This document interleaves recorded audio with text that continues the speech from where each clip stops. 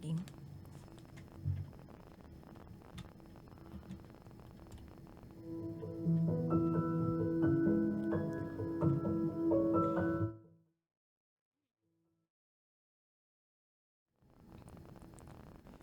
evening Luzon, Visayas, Mindanao, Metro at Mega Manila. Kayo pa rin po ay nakatutok sa 90.7 Love Radio at ang oras natin sa buong kapaliwan is already 11:30 p.m. Kasama nyo pa rin po ang titindig sa mga pinaglalaban ninyo. DJ Titan Jello. At kasama mo ang Basa Princess DJ Rakitera. Welcome to the program Top Secrets. Ito po ang programang hindi ka huhusgahan. Bagkos si kay pakikinggan. Ang programa sa radyo na nagpo-promote ng We Listen. And we don't judge culture. At sa pagkakataong ito, meron na po tayong Top Secret Sharer na nasa kabilang linya. I-welcome na natin siya. Good evening. Hi, May name agad, no? Mamaya ka na mag-my name. Magandang gabi. Magandang gabi po. Happy Magandang Blessed gabi. Monday. Yun. Apo. Ano pong pwede namin itawag sa'yo? AKA ano na lang po, Sam. Sam. Ilang taon ka na, Sam? I'm 30 years old. 30 years old. Sang lupalop ka naman Yes. galing, Sam? Imus. Imus, Cavite. Alright. Yes. Sam, 30 from Imus, Cavite. Ano ang top secret mo? Bale ganito. Meron akong magiging kumpare ngayon this coming December sa birthday ng kanyang anak. Bale nakilala ko siya nung August sa isang application. Bale nagkaka-chat kami at siya yung lagi kong kasama sa lahat ng rides at sa lahat ng puntahan namin kung saan man lupalop kaming area mapunta.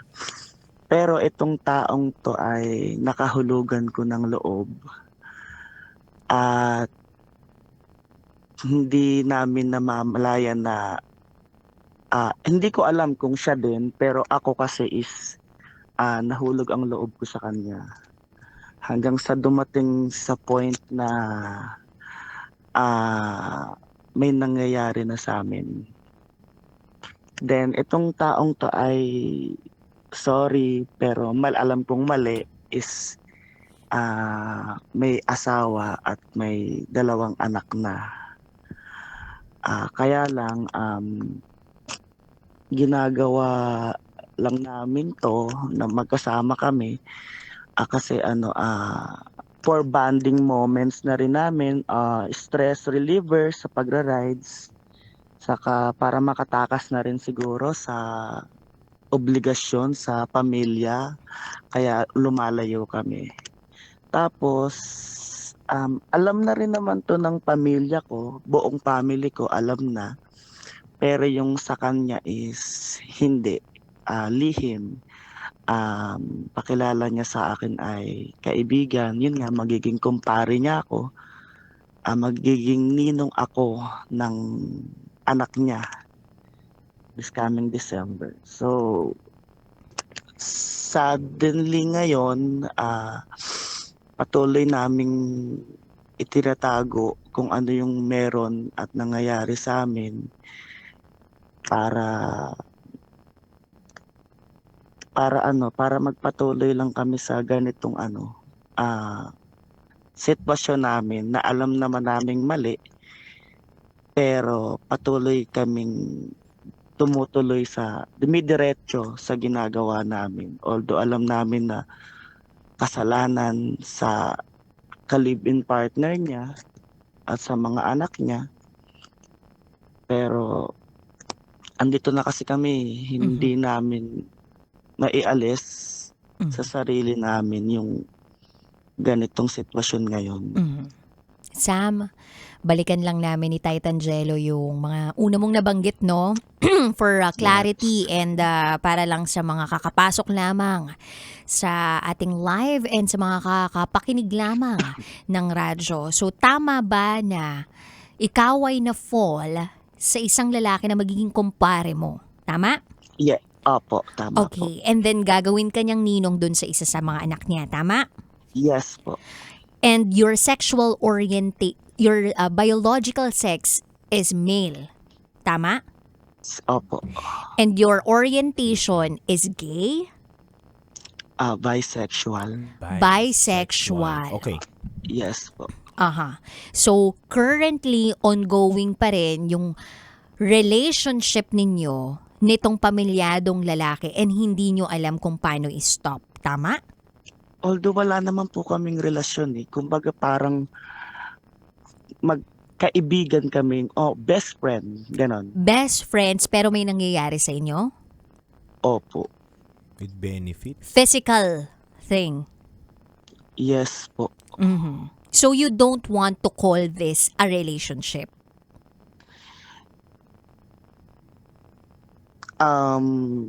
Hindi po talaga kasi sinabi namin sa isa't isa na hindi naman talaga kami pwede dahil alam Claro. namin na siya ay may asawa at may anak. Pero yung hindi asawa is hindi pa naman kasal eh. So ibig sabihin live-in. Mhm. Anong Apo.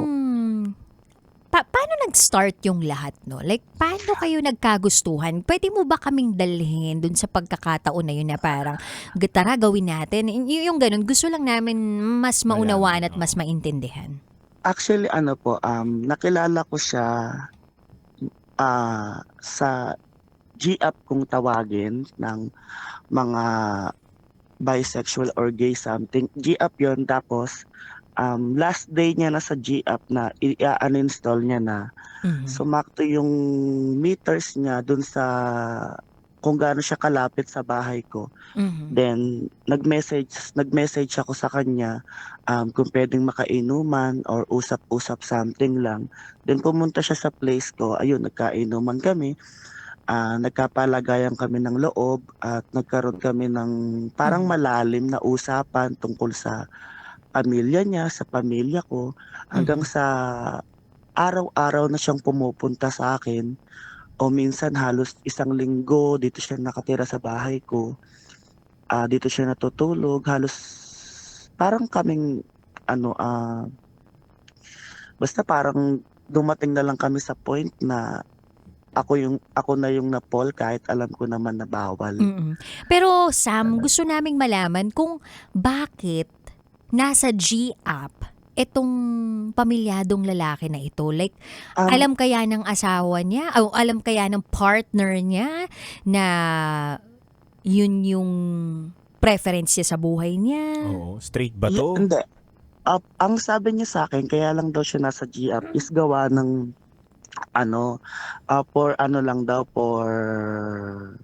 for trip lang ba na makakausap lang daw.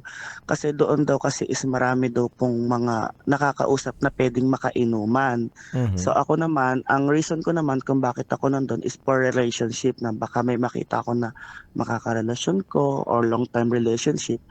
So ang sabi niya naman sa akin is first time niya naman daw nag-open nung day na yon and sumakto naman daw na yung day na yun na pagbukas niya at pag-install niya nung app na yon is doon mismo nagka-chat kami. Mhm. Palagay mo, Sam, totoo naman yung sinabi niya sa'yo na kaya lang siya nandun kasi trip niya lang tsaka gusto niya lang na may mayayayang kainuman.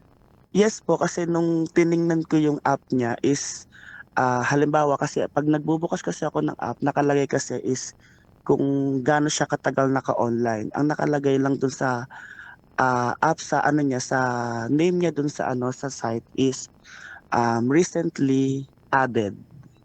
Mm. So ibig sabihin kai-install niya lang nun kaya naniwala naman po ako talaga. Mm-mm. Tsaka sinabi naman po niya kasi wala siyang nakalagay na album and wala siyang nakalagay na pangalan. Kumbaga parang kai-install niya lang talaga nung day na yon na sinabi niya sa akin. Mhm. And etong guy na ito, meron na rin siyang mga previous experiences with bisexuals. Wala po, wala. So ikaw yung first Bali, niya? Ito po talaga ay isang lehitimong top or lehitimong talagang lalaki. Straight talaga.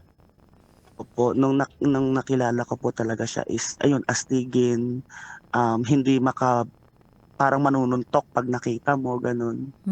Kasi Mm. ano siya, part siya ng ano, ng fraternity.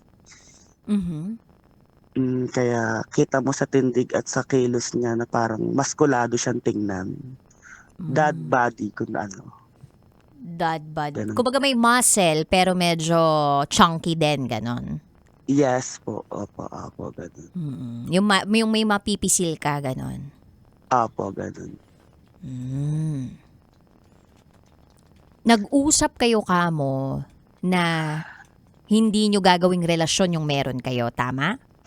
Yes po, hindi namin gagawing relasyon kasi, para hindi na lang din namin masaktan yung asawa niya. So, anong sinasabi ninyo sa isa't isa kapag nandun kayo sa parte ng buhay ninyo na ginagawa niyo yung act or alam mo yun, nandun kayo sa part na parang, syempre hindi mo mawala yung may lambingan o kaya yung kulitan. Oo. Opo. Anong sinasabi Pinag-uusap ninyo? pinag-uusapan namin yon lagi na 'pag halimbawang magkatabi kami gano'n, 'pag nagkukulitan kami sinasabi namin sa isa, "O bawal mapol," ganyan.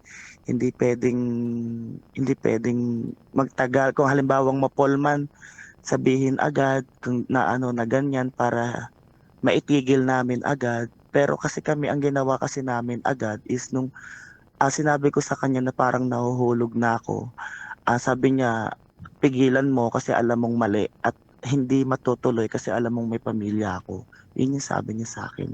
And how did you take that? Ano naging reaksyon mo dun? Sa'kin po wala namang problema. Hindi naman naging big issue sa'kin kasi alam ko naman yung part ko sa buhay niya kasi although hindi naman po talaga legal ang same sex sa'tin dito, 'di ba? So, Mhm. para sa'kin is hindi naman siya big deal. Kaya lang, the time na minsan 'pag umuuwi siya sa bahay nila, then nagme-message ako is control. Kumbaga, kung hindi siya magme-message dapat hindi rin ako magme-message kasi baka makita ng asawa niya, gano'n. And normally, ano yung mga messages na pinapadala mo sa kanya? Ano yung exchange Um, niyo? "Pare, kumain ka na," gano'n. Mga gano'ng bagay. Pare kasi ang tawagan namin kasi para halimbawa makita man ng asawa niya yung phone is Safe. makikita niya na Safe. walang. Oo. Fast. Efas na efas. Opo, parang gano'n. Mhm. Bale siya bale nung nagpunta rin kami nung previous day lang pumunta kami ng Puerto Galera, 1 week kami dun, 'yun, nagpaalam lang siya sa asawa niya na, ah Magkasama kayo? hindi, work trip, yung Mhm. kumbaga parang ano, ano bang tawag dun sa Team building? band team building, 1 week dun sa team building sa Puerto Galera, pero ang totoo naman is kaming dalawa yung magkasama, Mhm. nagmotor lang kami, bale tapos tulad nung nakaraan nagpunta rin kami ng Batangas, umabot din kami ng 1 week, Mhm. sabi naman namin, meron kaming ginawa na importante sa Batangas, bale pero alam naman namin na nagdududa na yung asawa niya, nagpapalusot lang kami na hindi alam ng asawa niya na hindi ako yung kasama niya. Bale ang alam ng asawa niya is tatay niya yung kasama niya at saka yung kapatid Parang niya sequel to o nung minsan mga katrabaho Mhm. ang kasama niya. Kumbaga parang sa buhay niya is ako ay invisible Sa pagka kinukuwento niya sa family niya. Okay, Sam, parang ang bigat nitong ano, kinukuwento mo sa'min at the same time parang kami yung nahihirapan din para sa'yo pero parang pinamumukha mo rin Hmm, sa'min na hina-handle mo siya ng tama 'no. But anyway, gusto opo. naming malaman na kung ikaw ba ay napakilala dun sa asawa niya at anong pakilala sa'yo? Although nabanggit mo Hin kanina na invisible ka talaga so walang track of you doon sa buhay niya. Alin yes po, dun? hindi pa po kami nagkakakilala nung asawa niya. Hindi pa Hmm. po kami nagme-meet. Mhm. Kumbaga sa buong family niya is wala ako, pero sa family ko is Merong siya? meron siya. Mhm. Anong Alam pakilala mo alam sa family mo? ang pakilala namin sa family ko is, best friend. Best Pero friend. maraming nakakahalata na hindi kami magkaibigan kasi gawa ng yung care, yung pag-aalala lalo na Oo. 'pag magkakainuman, may akbay, may hawak, may parang chancing, may parang paglalambing palagi 'pag lasing na, lalo na 'pag halimbawang makikita kami magkasama sa higaan, magkayakap, gano'n. Mhm. Kaya ang hirap, Mhm. ang hirap sa part na parang invisible ka sa taong Mhm. ginagawa mong inspirasyon or dapat hindi Mhm. kasi alam mong mali. Pero palagay mo, Sam, hanggang kailan? Martir na akong martir, ah, hangga't hangga't kaya ko siguro, yung gano'n. Wala ka bang kinakatakutan na baka mahuli kayo ng misis niya? Yung ganun ba? Actually, sobrang takot na po namin sa mga part na gano'n, na baka mahuli kami ng asawa niya. Pero the point na sabi nga niya is sa akin hangga't may maidadahilan siya dun sa partner niya is at may ano yung gagawan niya ng paraan is tuloy lang kami sa ganito. Mhm. Hmm. Sa pagkakakwento mo sa amin, Sam, nabanggit mo na walang mafo-fall dapat, no? And wala kayong Hmm, relasyon. Pero opo. ikaw, sa kaibuturan ng iyong puso, masasabi mo ba na alam nyo nang mahal niyo yung isa't isa? Kasi hindi kayo makibitaw. Siya hindi ko alam kung meron siyang feelings pero alam ko sa sarili ko na ako ay may feelings sa kanya. Sinabi ko na rin sa kanya 'yan, inamin ko, gano'n. Pero siya, nagme-message siya sa akin ng ano, ng mahal kita, ganyan. Nagme-message siya sa'kin ng nami-miss kita, ayaw kitang mawala. Pero, deep inside, siguro para sa sarili niya, sinasabi niya lang din 'yun sa'kin kasi para hindi lang din ako magalit or para hindi lang din ako mawala sa kanya, gano'n po. Palagay mo ba kapag nagsabi ka ng itigil na natin to, magko-cooperate siya, agree siya agad, o ilalaban ka pa rin niya? Actually, pinag-usapan po namin 'yan mismo sa simbahan ng Monte Maria Mhm. na sabi namin, nagdasal kami na sabi namin, itigil na namin 'tong part na 'to with magkatabi talaga kami. Sabi ko nun, ititigil na namin. Pero the way na mag-i-start kaming tumigil, parang mas tumatatag Mhm. yung samahan, yung parang nafi-feel pa rin namin na kahit gusto namin siyang itigil, nagkakaroon pa rin ng care. Sabihin man namin na hindi kami dapat mag-message sa isa't isa pero, paggising namin sa umaga, hahanapin namin yung name nung isa't isa para lang makapag-message, yung gano'n po. Paano kayo mag-message sa morning? Anong ano niyo? Mga mini-message niyo sa isa't isa? Ako, ang mini-message ko, "Pare magandang umaga." 'Pag ako nag-message na ng gano'n, iba na hindi na pare yung tawag niya sa'kin, ang tawag niya sa'kin ay BY, B Ay, kung tawagin, pero BY siya. B. BY, BY. Oo, B ang Hmm. tawag niya sa'kin. Born young. Pag tinanong Pero Wow. ba't ang B? pero ang tawag ko lang naman sa kanya ay ano, pare or kaya minsan, T kasi basta ano, T yung anong tawag ko sa kanya, Ano meaning letter ng T? TEE o TY? TJ. T TJ. for TJ. Kasi tender Opo. juicy? Ganon?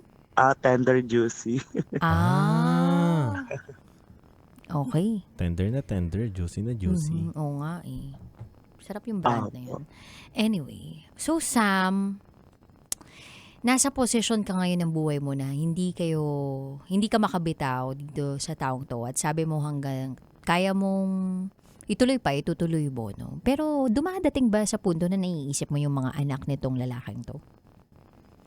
Actually, opo. Lagi ko pong iniisip yung anak niya na kung halimbawa, minsan nagme-message yung asawa niya o yung anak mo may lagnat. Sabi ko, "O, padala mo ng pera yan." Sabi ko gano'n, kasi may lagnat yung anak mo. Minsan naman nung nakaraan parang yung anak niya is nagkaroon ng tigdas ba?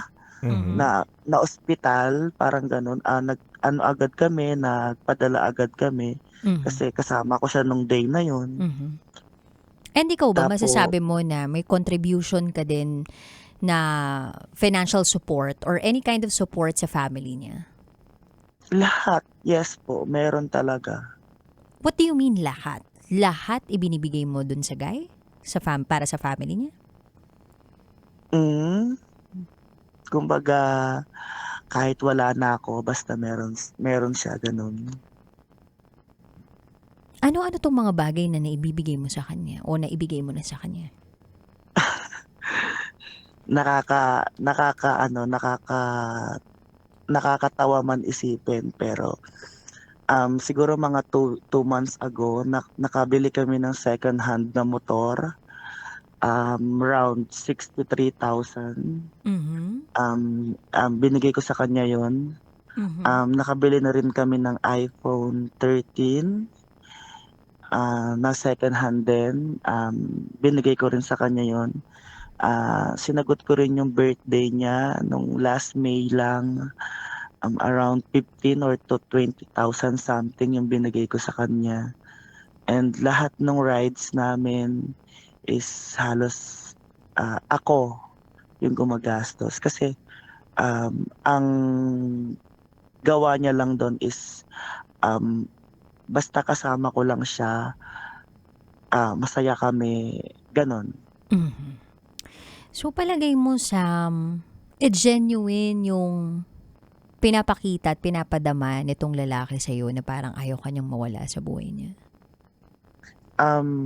Hindi ko naman iniisip na kailangan niya lang ako dahil sa financial niya. Kasi although wala na siyang trabaho ngayon from call center, Mhm. um, kasi simula kasi nung nawalan siya ng trabaho, actually nung may trabaho rin naman talaga siya, nagbibigay na rin naman talaga ako at, ah, bukal naman sa loob ko yung pagbibigay ko sa kanya. Hindi yun dahil sa may nangyayari sa'min, hindi dahil yun sa, kung ano pa man dahil sa'min, basta yun ay galing sa puso ko, Mhm. At na yun ay alam ko nakapagbibigay na sa'yo ng saya? yes po, na parang gusto ko na natutulungan ko siya, gano'n. Mhm. Pero hindi ko rin alam kung actually nung nakaraan nag-away lang kami, pinipilit namin yung isa na lumayo na kami sa isa't isa. Pero ngayon lang nag-message kaninang umaga, ayun, okey na ulit, nag-ano na ulit, nagkausap na ulit kami, nagkaroon na ulit ng care, Mhm. dahil lang sa message. Mhm. Sa'min nabanggit mo kanina na wala siyang trabaho ngayon. Ini-encourage Yes mo rin po. ba siya na, maghanap ka na ng trabaho para sa pamilya mo? Actually ano, nag-apply na po siya diyan sa Manila. Natanggap naman siya, kaya lang ang baba lang daw ng offer. So sabi ko sa kanya, "Wag ka ng tumuloy kung mababa ang offer. Puwede naman tayong mag-business for buy and sell." Mhm. Um, ang sabi niya naman sa'kin is tutuloy niya daw, pero sabi ko sa kanya, ako yung nag-i-insist na wag niya na ituloy kung mababa yung offer. Hmm. Although ang layo din kasi Maynila to Cavite, tapos ang baba pa ng bigay, kaya sabi ko sa kanya, wag na lang. Mhm. Pero, sana, ah, matuloy yung ano namin, yung buy Mhm. and sell namin. And Sam, natatanong mo ba sa guy na 'to kung anong sinasabi niya sa family niya kapag may mga nakikita yung pamilya niya ng mga bagong bagay na meron siya? Yun, sabi niya eto yung about sa motor, ang sabi niya ganito, hulugan daw yun sa, ah, kaibigan niya, sa tropa niya. sa fraternity. Tapos yung cellphone, sinabi swap daw dun sa isa niyang cellphone na ginagamit na ibinenta. Tapos yung birthday niya, sabi ang sumagot yung tatay niya, pero deep inside, ako naman, gano'n. Sa mga bagong damit naman, sinasabi niya, bigay ng tatay niya, or bigay ng nanay niya, or bigay ng kaibigan niya, gano'n. Mhm. Yun Ngayon, yung sinasabi niya sa akin. Sam, ngayon mas naiintindihan namin kung bakit sinabi mo kanina yung invisible ka sa side niya lalo. Mm, Kasi ang dami mong naiko-contribute hindi lang sa kanya, kundi sa buong pamilya niya. Oo, no? opo. Paldo kung tawagin, 'di ba? Mhm. Yung mga pinagagagawa mo para sa kanya, yun yung yun yung na-attain nitong lalaking ito. Mm. Pero talagang na-amaze lang kami I mean, na-amaze kami kung paano mo lahat 'to nagagawa. Pero katulad nga ng sabi ko kanina and natanong ko sa'yo kanina kung naiisip mo ba yung mga bata, yung asawa niya, at hindi ka ba natatakot kung sakaling magkaalaman na, ganyan. Wala ba Um, talagang plano na itigil na kasi alam namang mali o talagang hanggat kayang itago, sige, tago. And patuloy akong magiging invisible sa kanila. Okay lang sa akin to. Yun ba yung pinangahawakan mo?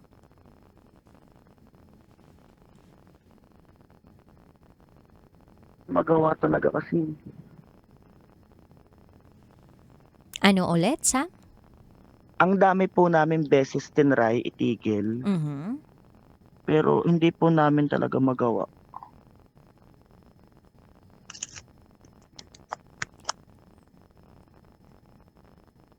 Hindi namin magawa. Hindi ko po alam kung bakit hindi namin magawa.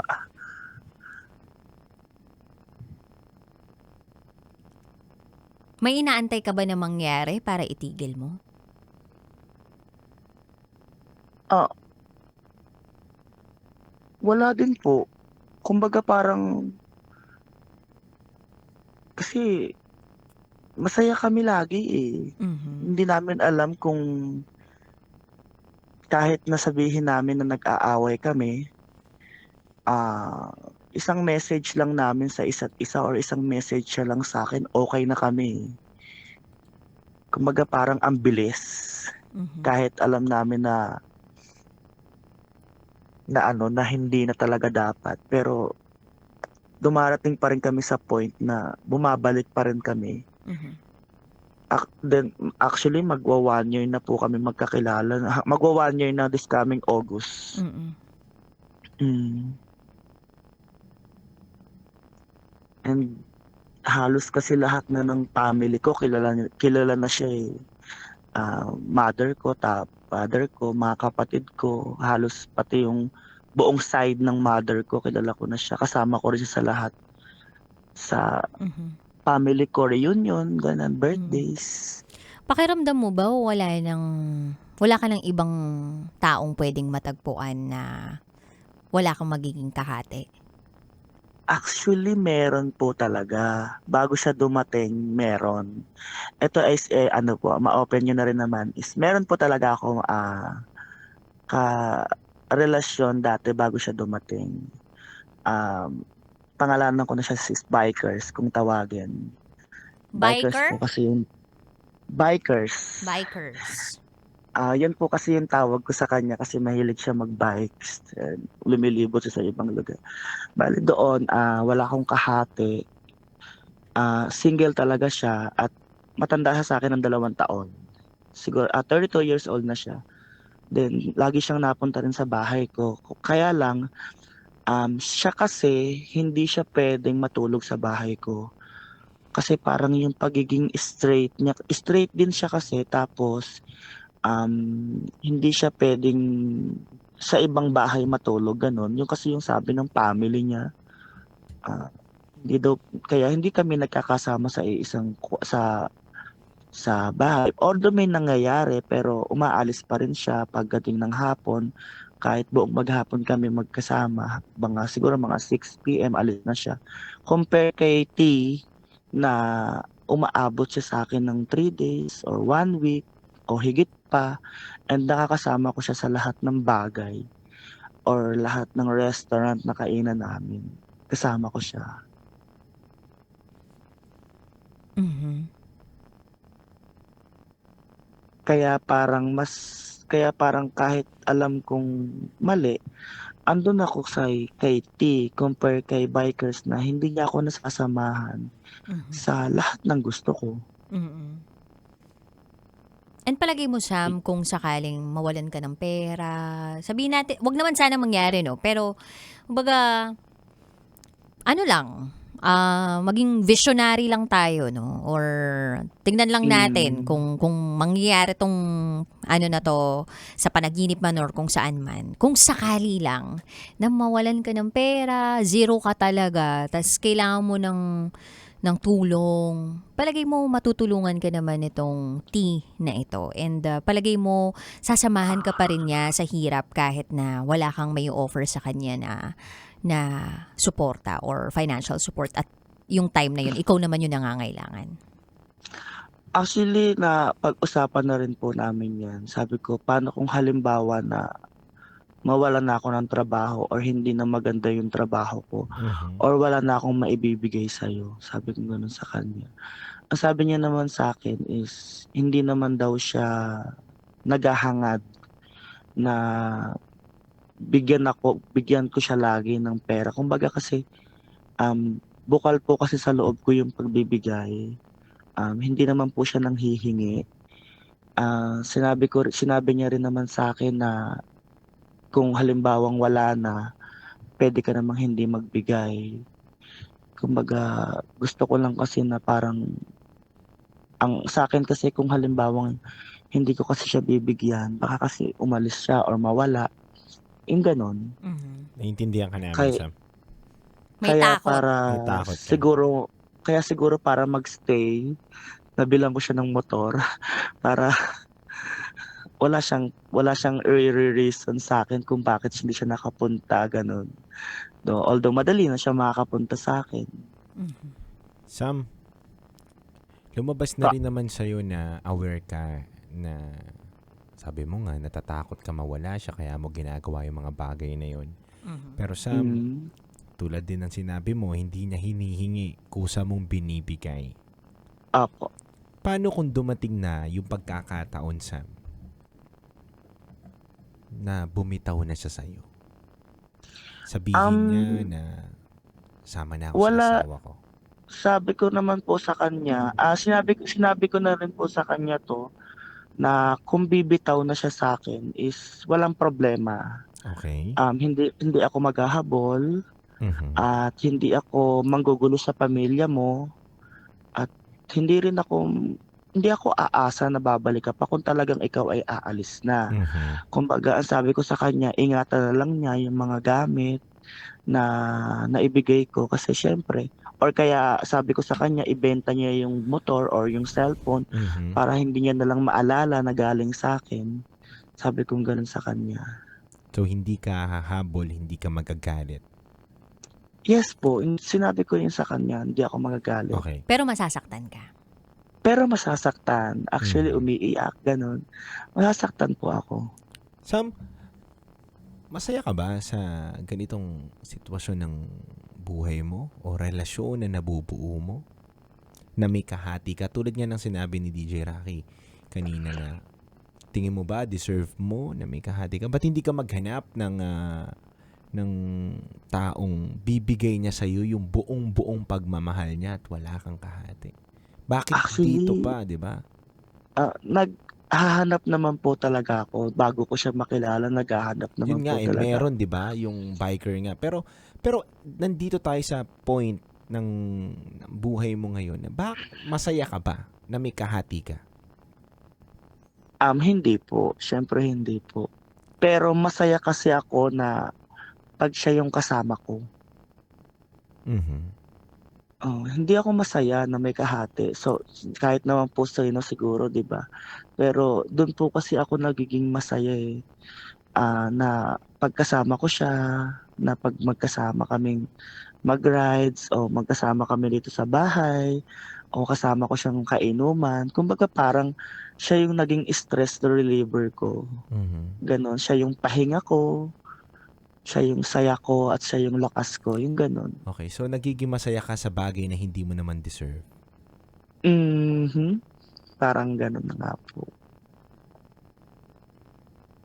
Mm. Na alam kong mali at alam kong masakit pero dun po kasi ako masaya. At alam mo rin may hangganan. Alam ko rin. Alam ko po lahat na ano, Mm. sa part na gano'n. Mhm. Pero nagtutuloy-tuloy pa rin po ako kasi yun po kasi nagbibigay ng happiness sa akin. Okay. Mhm. Pero ito nga Sama, oo, aware tayong lahat na yun ang nagbibigay saya sa'yo kahit nasasaktan ka, kahit hindi mo deserve. Pero kasi dito sa sitwasyon na pinasok mo, may pwede kang masaktan na puso din eh. Na Opo. Mga puso. mga puso, 'di ba? May anak na dalawa, may asawa, kasal sila, 'di ba? Sabi mo, Hindi po, Hindi sila hindi sila. partner. Live-in lang po. live-in lang. Okay. Live-in o Mm. hindi man kasal, may tao pa rin na involved na pwede masaktan. Pwede kang makasira ng pamilya. Kung Opo. tingin mo yan ang magbibigay sa'yo ng peace of mind, yan ang magpapasaya sa'yo, tingin mo, literal na magiging masaya ka sa ganong pwedeng mangyari. Actually, nakakaano nakakaano, press yung tanong. Siguro hindi hindi po. Kasi gawa ng alam namin talaga na masasaktan namin yung ka-live-in partner niya. Kaya kaya siguro ginawa namin na gawin na lang akong ninong ng anak niya para mas Mhm. lumapit kami. Kumbaga, puwede na niyang idahilan sa asawa niya na kaming dalawa yung magkasama. Although alam na ng asawa niya na magkumpare kami, Okay. gano'n. Sam, last na tanong ko lang to. Sam, kanino yung control? Kasi alam mo to eh, nandun kayo sa gitna ng relasyon kahit hindi mo man itagto na may relasyon kayo. May namumuo eh. Sino may control? Kapag tumigil ka na ba, tingin mo titigil na rin itong si Guy? O kahit tumigil ka, si Guy nandiyan pa rin? Sige nga. Parehas po kaming may kontrol, eh, kasi sabi ko nga po sa inyo, ang daming beses na namin tinry na tumigil. Pero gaya po ng sinabi ko din kanina na paggising namin sa umaga, siya o ako, ang hahanapin namin parehas is cellphone at magme-message sa isa't isa. Nagawa mo na ba na 1 linggo, hindi mo siya kausapin? 2 linggo? Na-try ko po parang 1 week pa lang or days, siguro mga 3 to 4 days, hindi ko na siya matiis, nag-message na agad ako, Diba? gano'n. Kasi kailangan mo talaga mag-control eh. Kung gusto mo i-cut yan, di ba? Kailangan mo mag-control. Pero hindi mo rin kasi hinahayaan. Talagang gusto mo rin talaga kasing mapunta rin siya sa'yo. Nandun ka kasi sa stage na yun eh. Pinakilala mo na, di ba? Mahirap na talaga. Mahirap na talaga. Kumbaga sa kanya, iba din yung intention niya, iba din yung sa'yo. Opo. Pero at least aware ka, alam mo ang pwedeng maging resulta, consequence ng mga move mo, decision mo, na at the end of the day, pwedeng ikaw matalo. Diba? At hindi rin naman natin gugustuhin na makasira tayo ng pamilya. Alam ko naman po na sa una pa lang is talo na ako talaga. Kaya lang andun na kasi yung dumating na kasi kami sa point na parehas na rin namin sigurong gusto yung mga nangyayari sa'min. Kumbaga parang nasanay na po kami sa gantong bagay na alam ewan ko sa kanya kung okay lang sa kanya na halimbawang mahuli siya is masaktan niya talaga yung asawa niya, kasi ako iniisip ko po yun na baka mahuli siya ng asawa niya, Mhm. ganun. Mhm. Pero Sam, 'di ba, yung part of us na iniisip natin, pero ang tanong, may ginagawa ba tayo para masolusyonan o di kaya naman maaksyonan yung mga bagay na alam nating hindi naman pwedeng magtagal. So, iniisip mo. And tama si Titan Jello, alam mo naman yung consequences din ng mga desisyon at aksyon mo. At sinasabi mo nga kanina, dyan ka naman sumasaya. Pero kaakibat ng pagsaya mo ang kalungkutan ng ibang mga tao. And naniniwala kami dito na hindi tuluyang magiging masaya ang isang tao kung meron siyang naiisip na pwedeng masaktan sa mga desisyon niya.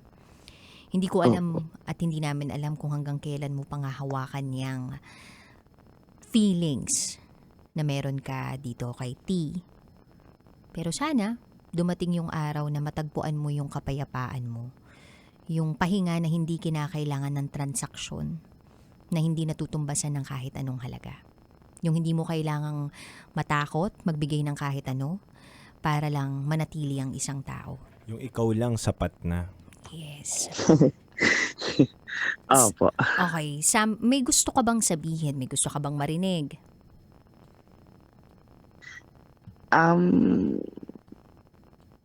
Gusto ko lang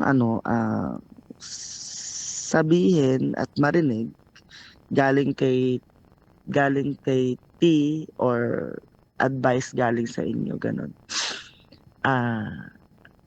Na kung halimbawa ba na titigil na kami sa part na ganito is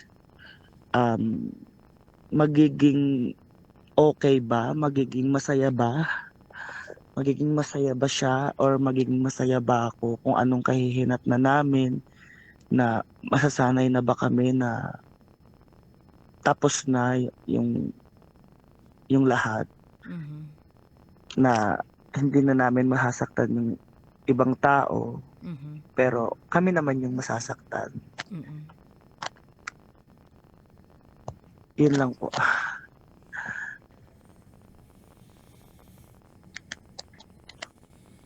Mamimili ka lang naman eh. Kung ngayon yung mararamdaman mong sakit at ang resulta ay panghabang buhay na kapayapaan, or ngayon masarap, masaya, pero panghabang buhay na paghihinagpis. May consequence ang pagpili ng kaligayahan sa maiksing panahon. Hindi kasi yan tumatagal. At alam mo, ang kasiyahan na nagtatagal ay nagsisimula sa pagpili ng tama.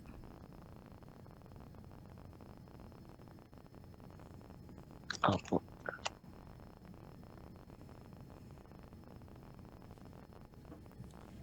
Alam mo Sam, hindi mo malalaman kung hindi mo susubukan. Ang pagbitaw, hindi ibig sabihin makahanap mo kagad yung masayang bagay sa buhay mo. Ang pagbitaw ay nasa proseso ka na mararamdaman mo yung sakit. Mararamdaman mo yung mga lahat ng effort mo o pinaghirapan mo ay nabaliwala. Pero doon sa mga bagay na yon na isinugal mo o tinaya mo, hindi ibig sabihin na talo ka. Kundi yun yung umpisa ng pagbabago ng buhay mo na mahanap mo na yung tamang tao. Alam mo Sam, tatapatin kita, nasa maling tao ka ngayon. Hindi tunay ang pag-ibig na binibigay niya sa'yo. Huwag mong bulagin yung sarili mo sa mga bagay na masasayang naririnig mo sa kanya. Minsan, nabubulag tayo sa mga nararamdaman natin o nakikita natin. Nadadaya tayo. Pero kung talagang iisipin natin, Sam, kung mahal talaga ako nito, bakit pinili niya? O bakit nandito kami sa sitwasyon na to na meron akong kahati? Kung sa asawa niya nga nagagawa niya yun, how much more sa'yo?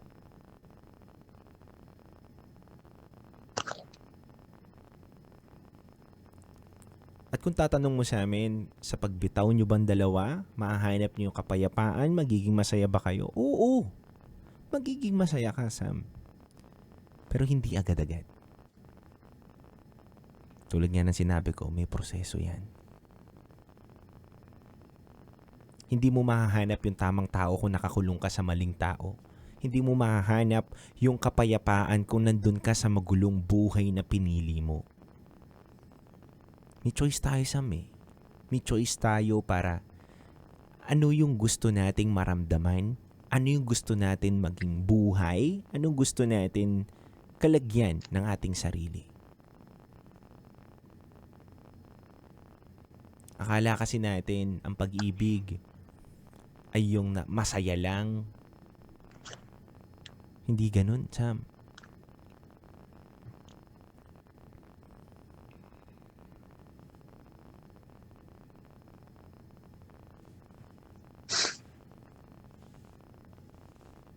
Alam mo, Sam, nakakalungkot lang kasi lumalabas ngayon dito na parang uhaw na uhaw ka sa pag-ibig. At ayaw natin na mangyari yun. Na naghahabol ka sa pag-ibig na kailangan mo may kahati ka. Hindi maganda yun. Hindi mo deserve yun Ang deserve mo, yung may isang tao na magmamahal sa'yo at ipaparamdam sa'yo anuman ang gender mo, ay deserve mo ng true love at real love. At mahahanap mo yun.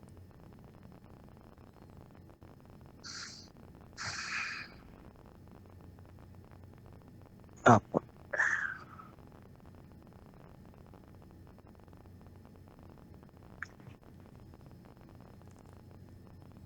Mahanap mo yun.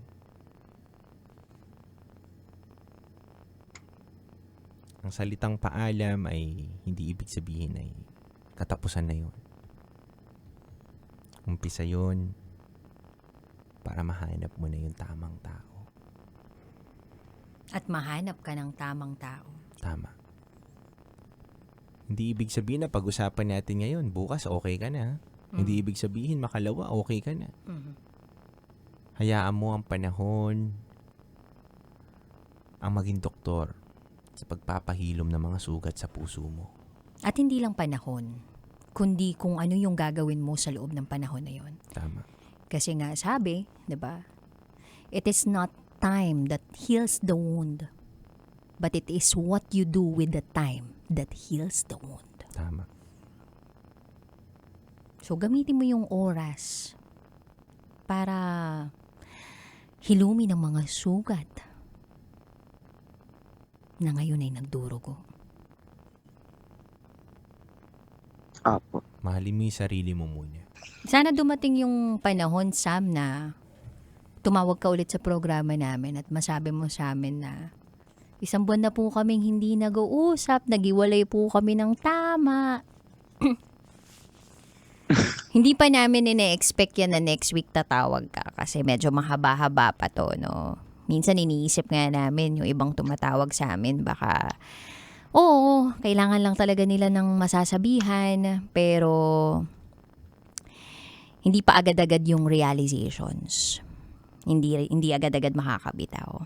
Pero at least nandun yung consciousness na alam niya at alam nila kung ano yung dapat gawin at hindi dapat gawin.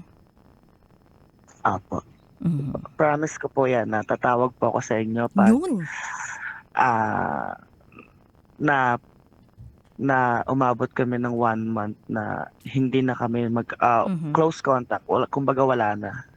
Yes. And Sam, no, eto, bilang kaibigan mo, try mong wag magbigay ng kahit ano.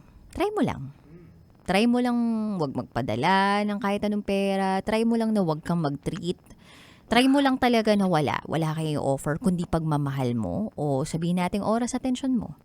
Tingnan natin kung meron ding gagawin tong lalaki na to. Kasi minsan may mga tao din na hindi sila talaga makakabitaw hanggat wala silang makitang rason para bumitaw pa. At kahit na may mga rason o dahilan para bumitaw dahil mali nga, hindi pa rin sila makakabitaw kasi pakiramdam nila at paningin nila dun sa tao, mahal sila o kaya naman binibigyan talaga sila ng care.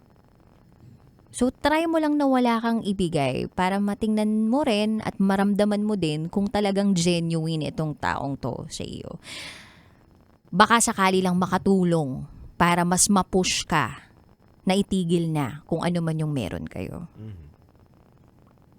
Apo, sige po. Gagawin ko po yan. Ayun lang naman. May gusto ka pa bang sabihin, Sam? Yun lang po. Naway nakatulong kami sa iyo ngayon, ha? Gusto ko lang mailabas. At maraming salamat po sa inyo kasi nakapagsabi po ako ng top secret sa inyo. Yes, thank you din. At saka kung gusto mo rin maglabas ng pera, sa amin mo na lang ilabas, 'di ba? Kung gusto mo din makatulong sa pamilya namin, okay lang din naman kami na magbibigay ng oras sa iyo. Bukas ang himpilan namin, araw-araw ka tumambay dito. Oh. Actually, this coming September, meron akong flight going to Boracay. Oh. And then, wala naman akong kasama. Oh. Yun nga, usapan namin, kaming dalawa, magkasama kami. And hindi ko naman alam kung kaming dalawa ang magkasama or ako lang. Kung halimbawa man na hindi na siya yung makakasama ko, pwede ko ba kayong i-invite? Ayun naman, dude! Oy, first time namin ma-invite, ha? Alam mo, ano gusto mo? Hilutin kita? Sa aeroplano? Ako na magpapashot sa'yo, Sam. Oo, papasyatin ka namin na papasyatin. This coming September yun. Oh, sige.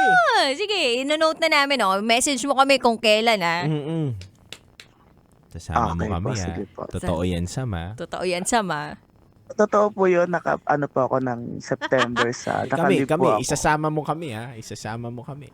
Gusto namin yun. Kung halimbawa na hindi na kami nag-uusap ni T, Ayan. Hindi, ipipray ko yun bukas kay Baclaran. Oo, nanubina namin to. sabi ni Boy Dut dito, recorded. Kaya meron na resibo kami dito sa'yo, Sam. Sam, naalala mo, nung Tuesday, umabot tayo ng madaling araw. Ganun. Okay. Thank you so much, Sam. thank you very much din po. Partner. Ano? Kakalungkot, no? Oo naman. May mga tao talagang akala mo genuine yung ipinapakita sa'yo. Tama. Pero alam naman natin, no, na sa likod talaga ng atensyon at oras na ibinibigay sa'yo, ang kapalit nun, yung suportang ibinibigay mo ng pinansyal. Tama. Tsaka lang naman natin masasabi talaga kung handa kang samahan ng isang tao. Kung dumausdos ka na, mapunta ka na sa putikan, madapa ka na sa buhay, at wala ka nang maibigay pa, kundi sarili mo lang. Totoo yan. Walang kahit anong laman yung bulsa mo, wala kang pera sa bangko.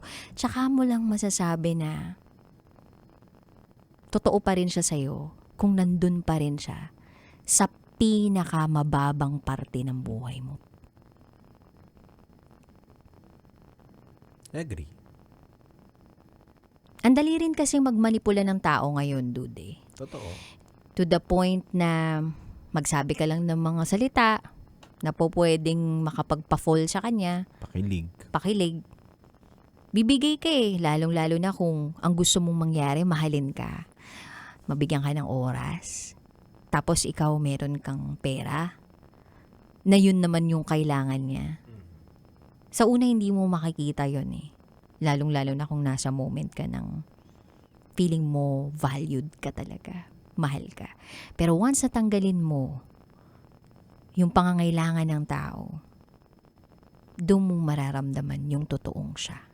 Doon mo makikita yung totoong siya. Kaya kailangan din po na tinitest nyo yung taong mga nakikilala ninyo. Sabihin na natin na bakit kailangan naman ng testing or parang bakit kailangan ba naman yan? Kailangan talaga. Oo, pero minsan kailangan mo pakita na wala ka rin eh. Para alam mo din kung ano habol sa'yo. Kung yayakapin ka pa rin talaga. And yung kaninang sinabi niya na dude, tama yung mga sinabi mo kanina eh. Yung sagot mo sa kanya na kung sakali bang maghiwalay na kami or tigilan na namin to, meron pa kaya or something. Tama yun eh. Na hindi naman talaga niya makikita yung para sa kanya kung patuloy pa rin siyang nakakulong doon sa maling tao na ginagawa niya o pinipilit niya maging tama para sa kanya. Hindi kailanman magiging tama ang mali. Totoo yan. Kahit gaano pa tayo kasaya. Yung kasiyahan natin ay may kapalit na kalungkutan para sa iba. At never magiging masaya ang tao, lalong-lalo na kapag may natatapakan siyang iba.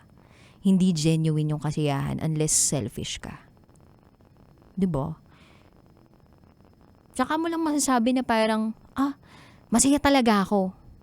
Kung alam mong masaya din yung mga tao sa paligid mo dahil alam mong tama yung ginawa mo. Pero kung sinabi mong masaya ka, masaya ako. Pero may mga nasasaktan. Tama, natatapakan kang tao. Masasabi natin na ang selfish mo namang tao. Totoo yan.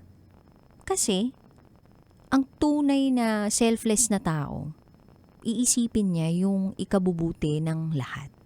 Hindi lang pansarili niya. At ang totoong nagmamahal, nagpaparaya yan para dun sa taong mahal niya. Parayain na ni Sam. Alam niya na mali. Sarap din kasi na yung pakiramdam mo na feeling mo minamahal ka ng tama. Pero again, hindi mo sigurado kung tamang pagmamahal talaga yun. Kasi nagagawa niya sa asawa niya or sa partner niya, 'di ba? Yung mga bagay na yun. At bakit hindi siya pinipili? Di sana hiniwalayan na yung pamilya, 'di ba? Tama. Anyway, salamat Kabisyo sa pagtutok nyo sa amin. Sana ay masarap ang tulog nyo ngayong gabi. Ngayong madaling araw. Bukas ulit magsama-sama tayo alas 9 ng gabi hanggang hating gabi. Nakasama mo ang Basa Princess, DJ Rakitera. At kasama niyo rin po ang titindig sa mga pinaglalaban ninyo, DJ Titan Jalo. At kayo'y nakatutok sa 90.7 Love Radio. Kailan pa bang i-memorize yan? Basic. Handog po naming awitin sa inyo sa oras na 12:28 a.m. by Ronnie Tyler, Bridge Over Troubled Water. Metro's #1 Love Radio. Basic!